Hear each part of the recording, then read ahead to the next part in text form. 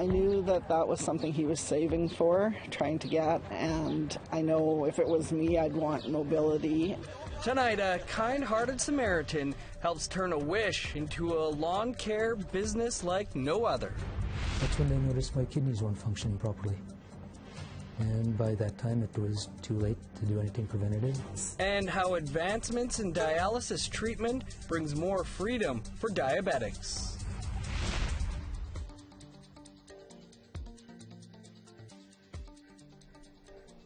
Good evening. Welcome to APTN National News. I'm Dennis Ward.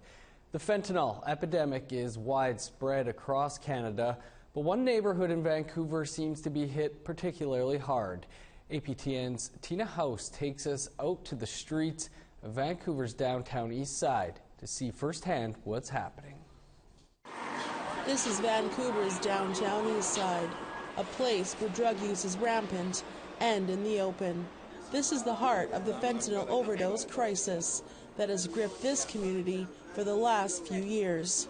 This is pretty close to a war area, if you're at war, the amount of bodies that are piling up. According to the BC Coroner's Service, in March of this year, there were 161 drug overdose deaths in BC, making that 25% more deaths than the same time last year. For Hugh Lamkin from the Vancouver Area Network of Drug Users, he says the situation down here is critical. There's a lot of broken people down here, and that's the problem. We need to heal people in order to get people to stop using. Sitting on the sidewalk amongst those wandering the streets is Tamara Kondo. Today, she's selling a collection of items people have given her just to make money. She has dreams one day to be a fashion designer. She's been down here 6 years and addicted to heroin. What's it been like out here for you? Hell. This is like hell on earth. I try to leave so many times, and I just keep coming back. Just a few blocks down the street is Mama. She has been homeless for the last 3 years and sits here on the corner of Main and Hastings almost every day. She's seen a lot. It's crazy. Have you ever seen anything like this? No. I've seen 3 people fall right in front of me, all at the same time. Boom, boom, boom. And she's prepared to help at a moment's notice with an naloxone kit. That will reverse the effects of the opioid overdose. She's saved 2 people so far. Have you lost friends to the overdose epidemic down here? Yes. How many do you think? Probably about 100. For Tamara, who's a mother of 9 kids who she no longer sees, says she overdosed herself 12 times, twice in one day. What's going to happen to my kids? I'm afraid, trust me, I'm afraid of not coming back. I was told that my last overdose, I was gone for 45 minutes. And one of my friends said, "Oh, how come they worked on you so long?" I'm like, well, you sound like you're disappointed. So your heart was stopped for 45 minutes, and they brought you back? My doctor says I should be gone or at least brain dead. Men are accounting for 9 in every 10 illicit drug overdose deaths, but with the Aboriginal population, we're seeing closer to 3 in every 5. So females are higher representation. Seems like they're trying to wipe us out. Like it feels like they're doing it on purpose. So I don't get it. I think that, don't you think the dealers want their money? Like, why keep selling stuff you know is killing people? Tina House, APTN National News, Vancouver. Pretty incredible stuff, and we'd like to hear what you have to say about this or any other story. Here's how to contact us. Send an email to news@aptn.ca, like our APTN National News Facebook page. Follow us on Twitter @APTN News or go to our website, aptnnews.ca. Most of us don't worry about how our bodies work. That's until something goes wrong. Ashley Branson met with someone who is combating the effects of diabetes. And with a new piece of technology, it's giving him a new lease on life. She brings us more details. This one is a 7.5%. Meet Jeremy Starr. He's a member of Saging First Nation. He was diagnosed with type 2 diabetes in the spring of 2015. It led to not only visual impairment, but kidney failure. When they were doing a checkup to see why my vision was being affected, that's when they noticed my kidneys weren't functioning properly. And by that time, it was too late to do anything preventative. For the first 2 years, he was using a manual dialysis process called twin bag. He would spend an hour 5 times a day treating himself with dialysis. Then his life changed when his primary nurse learned of an advancement in technology. I was at a national conference, a nephrology nursing conference, and that's when I was introduced to the and share source in 2016. And then when I seen that machine, the first person that I thought of was Jeremy, and I thought this would be great for him. She says Manitoba is one of the first provinces to start using this technology. Insert cassette in front door and secure left and right lines. The Amnia device offers animation, a step-by-step written and voice guidance. The machine is also able to send important data about the patient back to the hospital.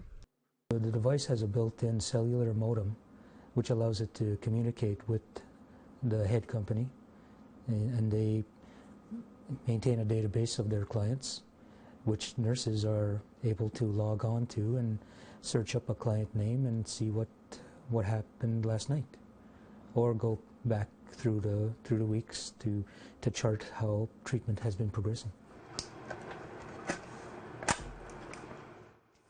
This feature only communicates with the hospital where there is a cell phone service, but even without it, the device makes treatment more user-friendly.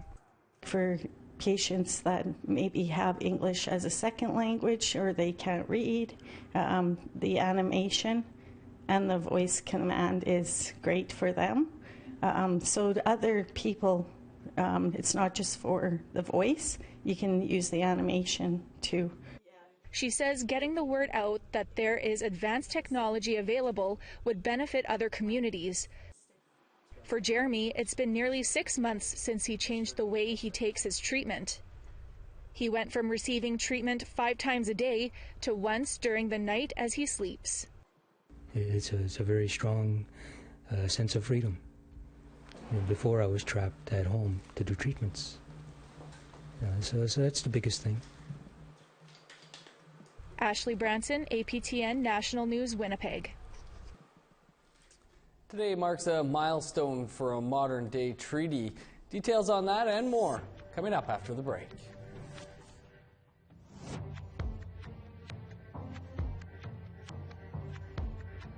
Here's a look at Saturday's weather forecast starting on the East Coast. A cloudy high of 17 for Fredericton and Halifax. Snow in Nain and a high of +1. A rain-snow mix with a high of 2 in Cartwright. Sunny across much of Quebec, 22 in Montreal, 19 in Quebec City and Saguenay, 24 under sunny skies in Peterborough and Ottawa, 21 in North Bay. 17 is the high for Kapuskasing and Wawa, just 12 above in Thunder Bay. Rain across much of northern Manitoba, 10 in Norway House, 18 in Gimli Harbor with rain, 14 in Winnipeg. In Saskatchewan, 13 in Estevan, Regina, and Saskatoon. Showers and 12 in Meadow Lake, +8 on Saturday in La Ronge.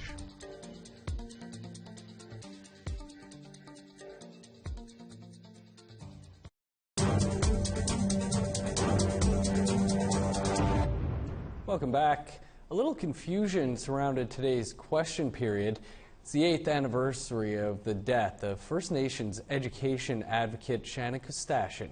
And NDP MP Charlie Angus asked the Department of Indigenous Services about education, specifically about falsifying graduation rates as reported by the Auditor General this week.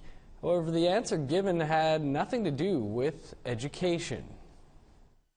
And on this sad anniversary, the Auditor General has trashed this government's handling of education, calling it an incomprehensible failure. So I'd like to ask the Minister about the decision to falsify the graduation rates, that a 76% failure rate was covered up to protect the Minister's office. Why would they protect a culture of negligence rather than protecting the hopes and dreams of a generation of First Nation children? The Honourable Parliamentary Secretary to the Minister of Indigenous Services. Madam Speaker, we recognize that mental health challenges facing Indigenous people, particularly youth, are deep-rooted and complex. We recognize that implementation and delivery of our program and services must be driven by culture strengths of the community.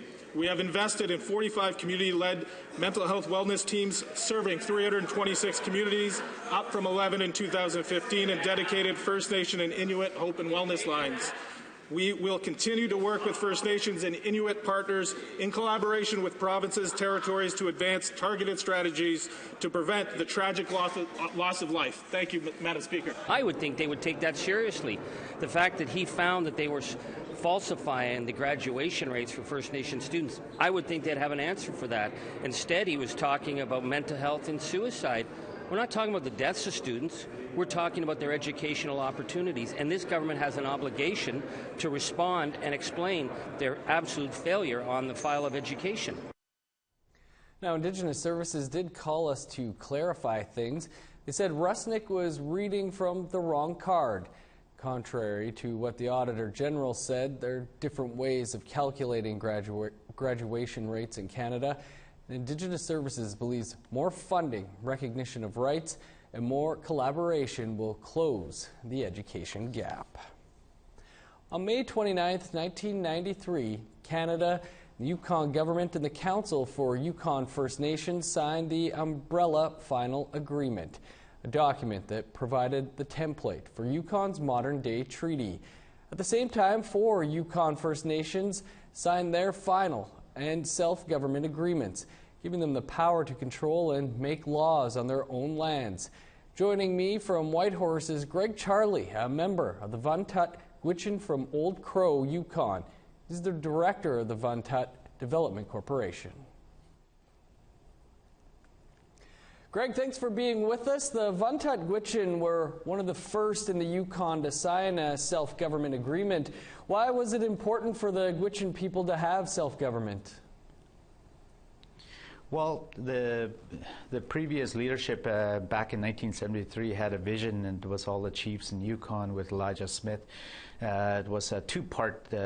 We wanted to obviously make decision for ourselves as Yukon First Nation people, and so they had a vision to start negotiating land claims. There's two parts to our land claims. There's the final agreement, which is lands and compensation, and then there's the aspect of the self-government, which gives us the ability to make laws and decisions for ourselves.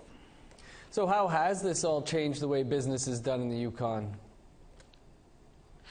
Well, there's it's certainly from the implementation aspect, self-government has been a really key part to our economy in Yukon, and also to address a lot of the issues in capacity building. But the biggest important thing, obviously, when you have self-government agreement or self-governing, you have to have some sort of a revenue, own source revenue. Right now, we negotiate financial arrangements with Government Canada to implement our programs and service, but it's obvious in order for us to be self-sufficient, we eventually have to generate our own revenue. So the economics or the corporation plays a role in that, and with our various trusts and the compensation that we got out of our final agreement under Chapter 19 give us the ability or seed funding to look at opportunities such as in the various industry, such as airlines, such as real estate and stuff like that, so we could generate revenue for future generation. The airline, I understand, has brought some prosperity to the Vuntut Gwich'in. Can you tell us a little bit about it? Absolutely, yeah. It was one of our strategic investment back in 1998. We decided to get into the aviation because we were an isolated northern community above the Arctic Circle, so it was pretty obvious that airline is a big part of our lives. So whether it's for recreational or leisure or for business or medical, and it brought all our freight in, so it was appropriate for us to go out and acquire an airline. So we found the right partner, and we went ahead and had airline as our key economic investment, and it created opportunity for us to, in the north, obviously in Canada, we rely on airlines to get to our various destinations. So it just made fit. So we own 49% of Air North, and we do jet service all the way to the gateway cities in Western Canada and Edmonton, Calgary, Vancouver.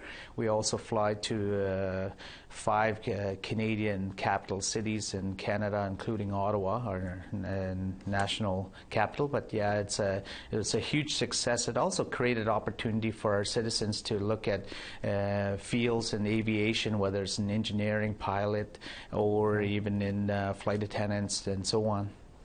So Greg, where do you see the people in the nation moving towards in the next 25 years? Well, it's we could always rely on our passive investment, whether it's in real estate, whether it's in hotels, whether it's in airline. I mean, we have to try to diversify our economy, our investment portfolio. We do have our conventional trusts, compensation dollars in the conventional market, but I think it's important for us. There's a couple examples in Yukon where our land give us an opportunity to address some of that, because we're a huge resource base up in Yukon, mostly mining, so there's a lot of First Nation involved and have partnership with mining companies. And in particular in the Vantat country, we certainly have an opportunity to look at oil and gas development on a smaller scale. We use a lot of that resources up here, and because of our climate and because of the we use approximately over 300 million liters of hydrocarbon up here, so it's something that we would like to tap into and have a self-sustaining economy up here to support other projects in mining business, and also just our heating fuel. Well, Greg, it's quite an anniversary. We appreciate you taking some time to speak with us about it here today. Thank you, Dennis. Appreciate it. Today is the start of Indigenous History Month. It also marked the kickoff to Indigenous Fashion Week. We'll take you to the runway after the break.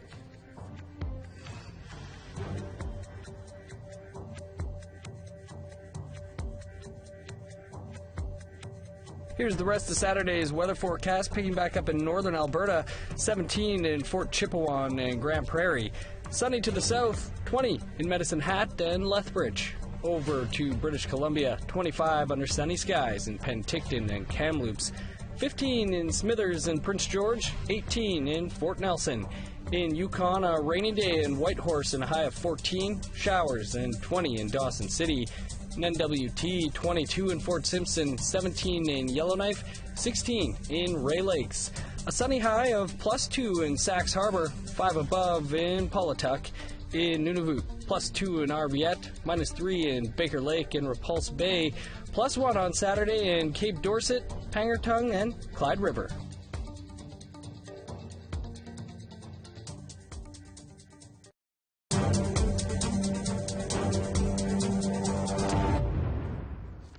Welcome back. Fashion Week is a celebration of art and clothing in many cities. But for the first time, Indigenous fashion is being showcased in Toronto. Beverly Andrews brings us more.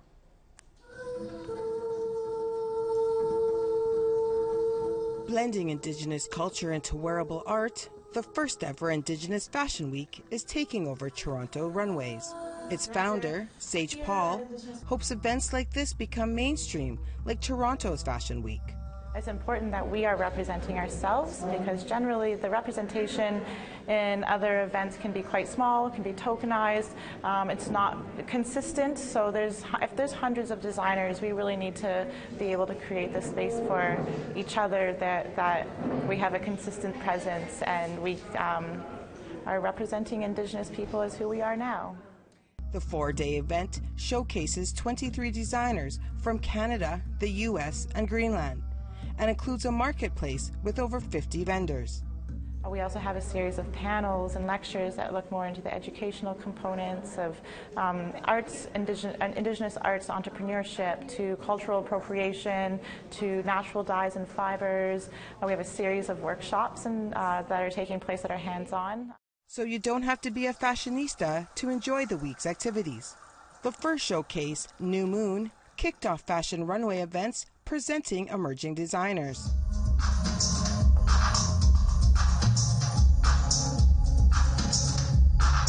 Toronto-based designer Leslie Hampton is from the Temagami First Nation in Northern Ontario. She's been designing mainly evening wear since 2016, but these pieces have a strong personal meaning for her. Lithium, the collection is inspired by mental health awareness and advocacy. So as you see the collection, you'll see that it transitions from, it kind of explains the story of bipolar disorder. So you'll see the fabrics begin kind of with manic colors and very big silhouettes.